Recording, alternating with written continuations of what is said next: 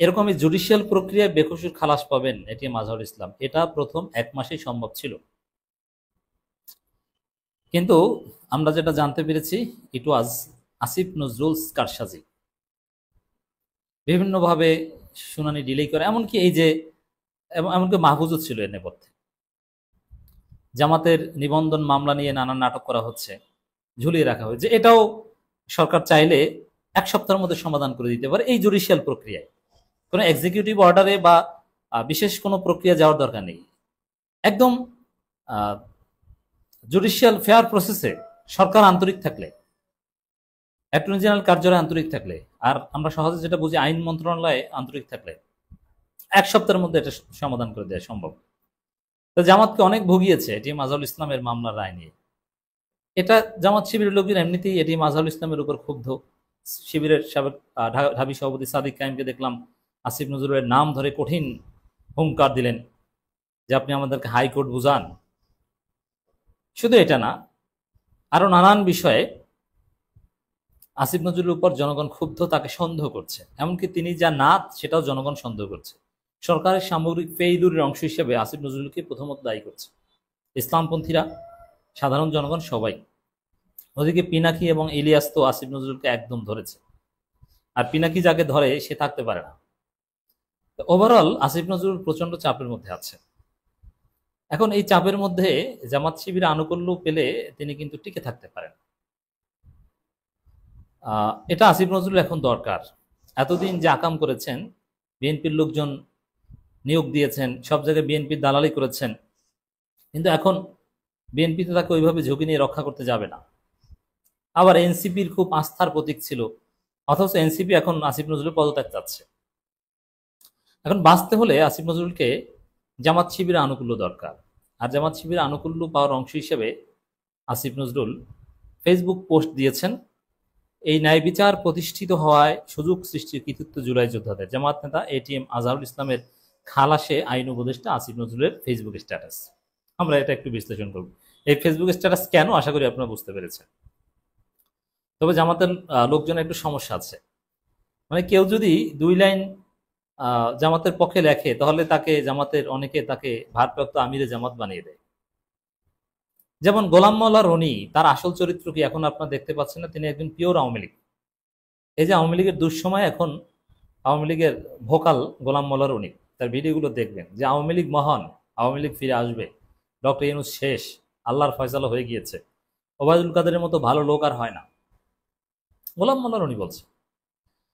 সেই গোলাম মাওলা রনিকে আমিরে জামাত যে মূল্যায়ন করতেন, সেই গোলাম মাওলা রনিকে জামাতের লোকজন জামাতের এমপি বানিয়ে দিয়েছিল কার্যত। সেই গোলাম মাওলা রনির বাসায় জামাত তসবি পাঠায়, জায়নামাজ পাঠায়, আম পাঠায় বস্তায় বস্তায়, বিভিন্ন ঈদ গিফট পাঠায়। মানে জামাতের লোকজন 2 অক্ষর জামাতের পক্ষে লিখলেই তাকে হিরো বানিয়ে ফেলে। এই আসিফ নজরুল ঘাতক দালাল নির্মূল কমিটির মেম্বার ছিল এবং জামাত নেতাদের প্রতীকী ফাঁসি দিয়েছিল। এই আসিফ নজরুল জামাতকে চাপাতি মার্কা দিয়েছিল, মানে জামাতের চরিত্র হচ্ছে কোবাকবি। সে আসিফ নজরুল এখন সুন্দর সুন্দর ফেসবুক পোস্ট দিচ্ছেন জামাতের পক্ষে, কারণ এই বিষয়টা আগাম এতদিন তিনি করেছেন, কিন্তু শেষ পর্যন্ত পেরে উঠতে পারেনি। জামাতের এই বিজয় থেকে অনেকে অবাক যে জামাত ধৈর্য ধরে শেষ পর্যন্ত একদম ফাইনাল দান মেরেছে। এতদিন মুক্ত করতে পারেনি, কিন্তু বেকসুর খালাস নিয়েছে, মানে তারা ইতিহাসের দায় মুক্তি নিয়েছে, কলঙ্ক মোচন হয়েছে। এবং এটার উপর ভিত্তি করে, এই ফাইন্ডিংস এর উপর ভিত্তি করে, এই রায়ের যে ভার্ডিক্ট, তার ফাইন্ডিংস এর উপর ভিত্তি করে জামাতের সমস্ত নেতাদের ইতিহাস থেকে দায় মুক্তি এনে দিবে জামাত।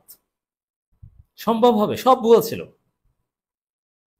এই জামাতের বিজয় দেখে সবাই অবাক, এখন কিছু করার নেই, এখন জামাতের পক্ষে বলতে হবে। এখন 2-4 জন গাঁজাখোর ইয়াবা সহ আটক করেছে, এরা এখন বিক্ষোভ করতেছে, এটা হাস্যকর, এগুলো আমাদের গোনায় ধরার টাইম নেই। মানবতা বিরোধী অপরাধের মামলায় খালাস পেয়েছেন জামাত নেতা এটিএম আজহারুল ইসলাম। এর জন্য জুলাই যোদ্ধাদের ক্রেডিট দিয়েছেন আইন উপদেষ্টা অধ্যাপক ডক্টর আসিফ। ডেফিনেটলি জুলাই না হলে এটিএম আজহারুল ইসলাম মুক্তি পেতেন না, জামাতের লোকজন আশাও করতেন না। ভেরিফাই ফেসবুক পোস্টে তিনি মন্তব্য করেন। পোস্টে আসিফ নজরুল লেখেন, নির্দোষ প্রমাণ হয় মুক্তিযুদ্ধকালের মানবতা বিরোধী অপরাধের মামলায় মৃত্যুদণ্ডাদেশ থেকে খালাস পেয়েছেন জামাত নেতা এটিএম আজহারুল ইসলাম। দণ্ডাদেশের বিরুদ্ধে তার করা রিভিউ সর্বসম্মতিক্রমে মঞ্জুর করেছেন প্রধান বিচারপতি নেতৃত্বাধীন সুপ্রিম কোর্টের আপিল বিভাগ। তাহলে এর অর্থ কি? যে ৭১ ব্যবসা তো আর থাকলো না ভাই। আপনি কাকে এতদিন রাজাকার বলতেন, যুদ্ধাপরাধী বলতেন? তিনি লেখেন, আজহারুল ইসলামকে মৃত্যুদণ্ড দিয়ে আন্তর্জাতিক অপরাধ ট্রাইব্যুনাল রায় এবং মৃত্যুদণ্ড বহাল রেখে এর আগে আপিল বিভাগের দেওয়া রায় বাতিল করা হয়েছে। আজকের রায়ে এই ন্যায় বিচার প্রতিষ্ঠিত হওয়ার সুযোগ সৃষ্টির কৃতিত্ব জুলাই গণ আন্দোলন অকুতোভয় নেতৃত্বের। এই সুযোগ রক্ষা করার দায়িত্ব আমাদের সবার, রাইট? তো দর্শক, আসিফ নজরুল এই সুন্দর সুন্দর কথা বলে মানে এটাকে অ্যাপ্রিসিয়েট করছেন, ওয়েলকাম করছেন যে না, এটি আজহারুল ইসলাম মুক্তি পেয়েছে, ন্যায় বিচার নিশ্চিত হয়েছে, ভালো, গুড। এটা হচ্ছে কার্যত জামাতের আনুকূল্য পাওয়ার জন্য। তবে আসিফ নজরুল কোন গোডাউনের প্রোডাক্ট এটা আমাদের মনে রাখতে হবে। তিনি প্রথম আলো ডেইলি স্টার প্রোডাক্ট। এই সরকারে তিনি কোন কোটায় এসেছেন এবং আন্দোলনকালীন তার নানান ভূমিকা নিয়ে কিন্তু এখনো নানান কথাবার্তা হচ্ছে। তো প্রথম আলো ডেইলি স্টার কোটার একজন লোক, আপনি সহজে মনে রাখবেন, যে লোকের কলাম প্রথম আলো ছাপায়, ডেইলি স্টার ছাপায়, তাকে আপনি কখনো বিশ্বাস করবেন না। সে কখনো ইসলামপন্থীদের ভালো চাইবে না, বিপদে পড়ে আপনার আনুকূল্য চাইবে, কিন্তু সুযোগ পেলে পিছন থেকে আপনাকে ছুরি মারবে।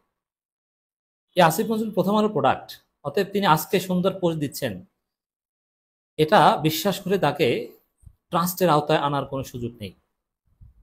আসিফ নজরুল সুযোগ পেলেই আবার দল হিসাবে জামাতের বিচার চাইবেন এই ট্রাইব্যুনালে, বলবেন যে না, এটি আজহারুল ইসলাম খালাস পেয়েছে, ভালো, এখন জামাত এভাবে খালাস পাক, তাদের বিরুদ্ধে চার্জ গঠন করা হোক। সুযোগ পেলেই জামাতকে এভাবে আঘাত করবেন। অতএব প্রথম আলো ডেইলি স্টার ভারতের দালালদের বা ভারতপন্থীদের, ঘাতক দালাল নির্মূল কমিটি পন্থীদের জামাত শিবিরকে চিনে রাখতে হবে। এদেরকে কখনো বিশ্বাস করা যাবে না, এদের মিষ্টি মিষ্টি কথায় গলা যাবে না। যেরকম জামাত শিবির গোলাম মোল্লা রনির কথায় গলেছে, এখন সেই গোলাম মোল্লা রনির আওয়ামী আসল রূপ ফুটে উঠেছে। সেনাপ্রধানের ফাঁদে পড়ে বিএনপি এখন কঠিন পরিস্থিতিতে। বিএনপি এখন কিং কর্তব্য বিমূঢ়, কি করবে বুঝে উঠতে পারছে না। দর্শক, এই যে ইশরাকের যে আন্দোলন, নগর ভবন অচল করে দেয়া, এটা সেনাপ্রধানের কথায় বলেছেন। মানে সেনাপ্রধান চেয়েছিল, এটা মেইনলি রয়ের প্রেসক্রিপশন, আর এটা বিএনপি করেছে সেনাপ্রধানের আশ্বাসে, যে আন্দোলন করো তোমরা, দেশ অচল করে দাও, একটা বিশেষ পরিস্থিতিতে আমি পাওয়ার টেক ওভার করি। কিন্তু সেই প্রজেক্ট ফেল করেছে। জনগণ যেভাবে ঐক্য দেখিয়েছে তাতে ওয়াকার সাহস করেনি, ওয়াকারের সেই প্রজেক্ট ফেল করার পরেই যখন ওয়াকার বুঝতে পেরেছে না, কু করা, পাওয়ার টেক ওভার করা সম্ভব নয়, মানে ওয়াকার পাওয়ার টেক ওভার করা মানে ডক্টর ইউনূসকে সরিয়ে 90 দিনের জন্য একটা তত্ত্বাবধায়ক সরকার করে দিবে, 90 দিনের মধ্যে নির্বাচন দিয়ে বিএনপি ক্ষমতা এনে দিবে। এটা এই প্রজেক্ট ফেল, ডক্টর ইউনূস পদত্যাগ করলো না। যখন ওয়াকার বুঝে গেলেন যে না, ডক্টর ইউনূস পদত্যাগ করবেন না, তখনই ইশরাক কয়েক ঘন্টা আগে ঘোষণা দিলেন যে না, রাজপথ ছাড়বো না, নির্বাচন রোডম্যাপ আদায় না হওয়া পর্যন্ত আমরা রাজপথে থাকবো, যমুনার সামনে থাকবো, কাকরাইলে থাকবো। এরপরে সন্ধ্যার দিকে মির্জা ফখরুলের ঘোষণা আসলো যে আপনারা রাজপথ ছেড়ে দিন। এর মানে ওয়াকার মির্জা ফখরুলকে বলেছে যে রাজপথ ছেড়ে দিন। তো বিএনপি চলে এখন ওয়াকারের কথায়, তারেক রহমান চলে এখন ওয়াকারের কথায়। কিন্তু এটা দুঃখজনক যে বিএনপির ইতিহাস, যে সেনাপ্রধানকে তারা বিশ্বাস করেছে, তার মাধ্যমে মারা খাওয়ার ইতিহাস। যেমন জিয়াউর রহমান এরশাদকে সেনাপ্রধান বানিয়েছে, সেই এরশাদ জিয়াউর রহমানকে হত্যা করেছে। এরপরে মইনুল আহমেদকে সেনাপ্রধান বানিয়েছে খালেদা জিয়া, সেই খালেদা জিয়াকে জেলে ঢুকিয়েছে মইনুল আহমেদের পরিকল্পনায়। 111 ফেসিবাদ সব মইনুল আহমেদের হাত ধরে এসেছে। তার মধ্য দিয়ে খালেদা জিয়ার এই করুণ পরিণতি, তারেক রহমান নির্যাতন। তারেক রহমান কি মারটা খেয়েছে, মইনুল আহমেদের হাতে না, একেবারে কোমর টোমর ভেঙে দিয়েছে মইনুল আহমেদের হাতে। Who appointed Moinul Ahmed? Khaleda Zia appointed Moinul Ahmed as army chief. তাহলে বুঝতে পারছেন বিএনপির ইতিহাস হচ্ছে যাকে বিশ্বাস করে তার মাধ্যমে মারা খাওয়ার ইতিহাস। এখন ওয়াকারকে বিশ্বাস করেছে, ওয়াকারের কথায় রাজপথে নেমেছে, আবার ওয়াকারের কথায় রাজপথ থেকে উঠে গেছে। ওয়াকার ভেবেছিল যে একটা অস্থিতিশীল পরিবেশ তৈরি করে ডক্টর ইউনূসকে সরিয়ে 90 দিনের জন্য একটা তত্ত্বাবধায়ক সরকার এনে দিয়ে, কিন্তু হলো না, পারলো না। ইটস ভেরি সিগনিফিকেন্ট দর্শক, যে আসলে এখন বিএনপি কি করবে বুঝতে পারছে না। দেখেন, বিএনপি যে অলরেডি ফাঁদে পড়েছে, ট্রাপে পড়েছে, তার প্রমাণ কি? কিং কর্তব্য বিমূঢ় হচ্ছে তার প্রমাণগুলি। যখন জামাতের প্রস্তাব অনুযায়ী ডক্টর ইউনূস সর্বদলীয় বৈঠকের আয়োজন করলেন যে সব দলের সাথে বসবেন ধীরে ধীরে, তো বিএনপিকে দাওয়াত দিনের সবার আগে, তখন সাংবাদিকরা প্রশ্ন করেছে সালাউদ্দিনের কাছে যে আপনার বৈঠকে যাবেন কিনা। তখন বলছে বৈঠকে যাবো কিনা সেটা আমরা এখন বলতে পারি না, আলোচনা করে বলবো। তো পরের দিন সকালে ঠিকই সিদ্ধান্ত নিল যে বৈঠকে যাবে। সন্ধ্যায় বৈঠকে গেল তো গেল, একটা চিরকুট নিয়ে গেল, মানে লিখিত বক্তব্য নিয়ে গেল। আর সেখানে দৃশ্যটা কি, যে একটা কপি হচ্ছে সালাউদ্দিনের হাতে আর একটা কপি ইউনূসের কাছে দিয়েছে, এই আমাদের র লিখে দিয়েছে, আমাদের আব্বা ওয়াকার লিখে দিয়েছে, স্যার এই নেন। তো দুইজনে দুইটার দিকে তাকিয়ে আছে, ফটোকপি। আর বিএনপির অন্যান্য নেতারা ফেসবুক চালাচ্ছে, আর একজনে গালে হাত দিয়ে বসে আছে। মানে এই যে করুণ পরিণতি, যে ওয়াকারের ফাঁদে পড়ে। ওয়াকার বলেছিল যে আমরা ইউনূসকে সরিয়ে 90 দিনের জন্য তত্ত্বাবধায়ক সরিয়ে এনে দেবো, কিন্তু পারলো না, রাজপথ থেকেও সরে যেতে হলো। আবার ডক্টর ইউনূস পদত্যাগ করবেন এই কথা বলে শেষ পর্যন্ত ডক্টর ইউনূস আরো শক্তিশালী হলেন, সবাই মিলে তাকে রাখতে হয়েছে। এমনকি বিএনপিকেও নাকে খত দিয়ে বলতে হয়েছে না, ডক্টর ইউনূসের পদত্যাগ আমরা চাই না। অথচ এই দুদুরা নানান হুমকি ধমকি দিয়েছে যে না, তাকে চলে যেতে হবে। রিজবিরা বলেছে না, তাকে চলে যেতে হবে। কিন্তু সালাউদ্দিনরা বলছেন যে না, আমরা পদত্যাগ চাই না, আপনি 18 কোটি মানুষের ইউনূস, আপনি যেতে পারবেন না। তো এই যে কিং কর্তব্য বিমূঢ় অবস্থা, এটা হচ্ছে ওয়াকারের ফাঁদে পড়ে। এখন ওয়াকার নিজেই তো শাস্তি থেকে বাঁচার রাস্তা খুঁজছেন। তিনি জাতিসংঘের স্যাংশন, জাতিসংঘের সাথে যোগাযোগ করলে বলে, জাতিসংঘ বলে যে সরকারকে বলে দিয়েছি। মানে ওয়াকারের কি হতে যাচ্ছে এখন, সরকার তো ক্লিয়ারলি বলে না। এখন ওয়াকারের বাঁচার রাস্তা একটাই, যে দ্রুত বিএনপি ক্ষমতা এনে দিলে তখন আমাকে রক্ষা করবে। ওয়াকার নিজেই তো এখন ভয় আছে। তো সেখানে বিএনপি এখন জামাতও ফাঁদে পড়তে যাচ্ছে, হয়তো আমরা দেখতে পাচ্ছি।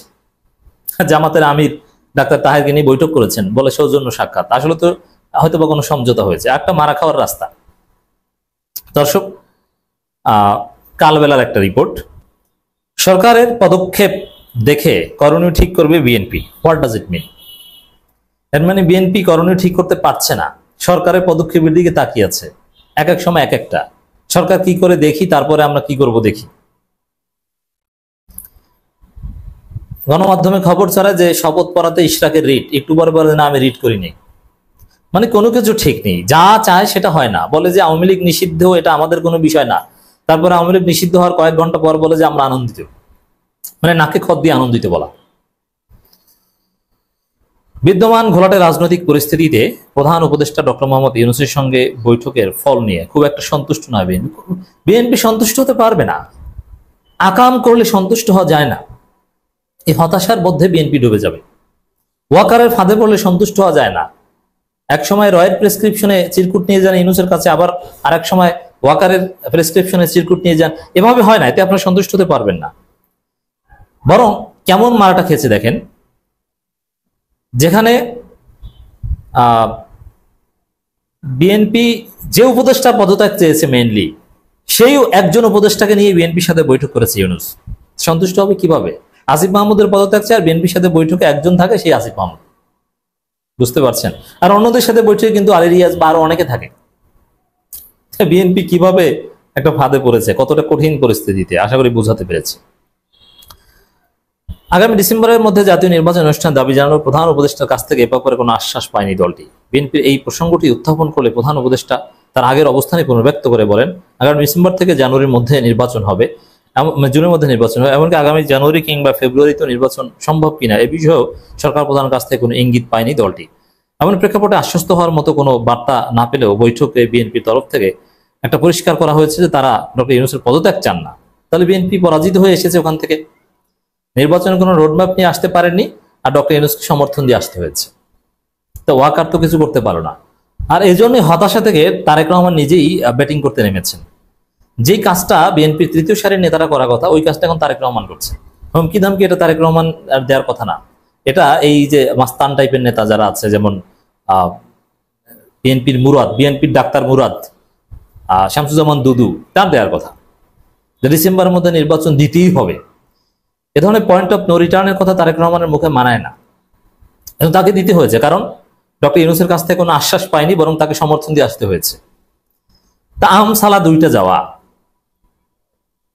এই এই অবস্থা, ওয়াকার কিছুই করতে পারবে না। তারা ইউনূসের পদত্যাগ চান না, তারা সম্মানজনক বিদায় চান। ডক্টর ইউনূসের হাতেই দ্রুততম সময় নির্বাচনের মধ্য দিয়ে, আচ্ছা দ্রুততম সময় এটা তো ডক্টর ইউনূস বলে দিয়েছেন যে দ্রুততম নির্বাচন এটা it depends on consensus commission, আপনারা সবাই মিলে ঐক্যবদ্ধ হলেই তো আমি নির্বাচনের ঘোষণা দিতে পারি, সেটার তো কোনো খবর নেই। যাই হোক দর্শক, ইন রিয়ালিটি এক কথায় বিএনপি কিং কর্তব্য বিমূঢ়।